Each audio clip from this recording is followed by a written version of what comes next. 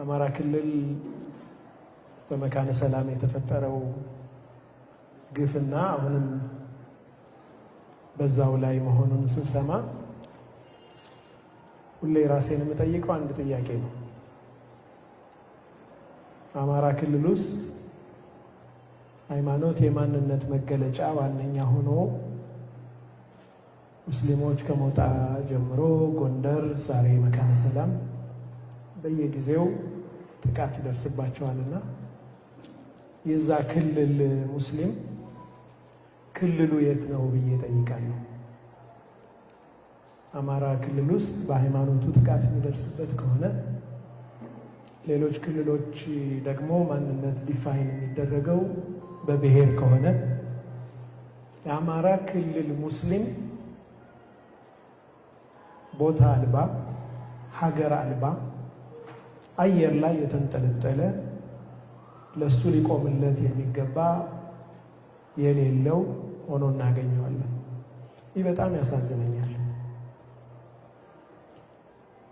ምናልባት የፌዴራል መንግስቱ የአማራ ክልል ሙስሊምን በተለየ መልኩ ማየት ያስፈልጋል ማለት ነው። ልዩ ፕሮቴክሽን፣ ልዩ የሆነ ጥበቃ የሚያስፈልገው ማህበረሰብ ነው።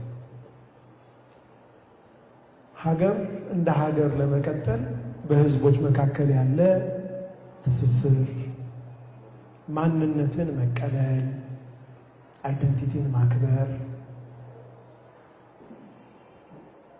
ብቸኛ ዋስትና ነው።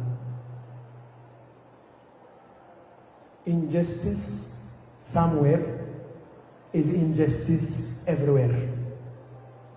አንድ ቦታ ላይ ያለ ኢፍትሃዊነት ሁሉም ቦታ ላይ ያለ ኢፍትሃዊነት ነው።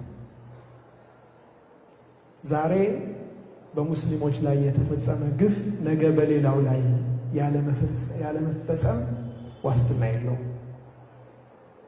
ፍትህ ይሰፍን ዘንድ፣ ሰላም ይረጋገጥ ዘንድ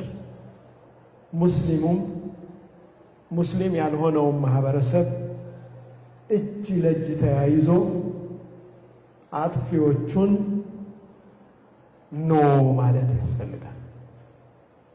እብዶቹን እጃቸውን መያዝ ያስፈልጋል።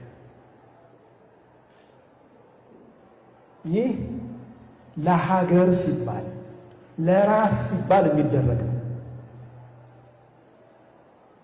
ነቢዩ ዓለይሂ ሰላቱ ወሰላም በአንድ ወቅት ዲርዕ ጠፋና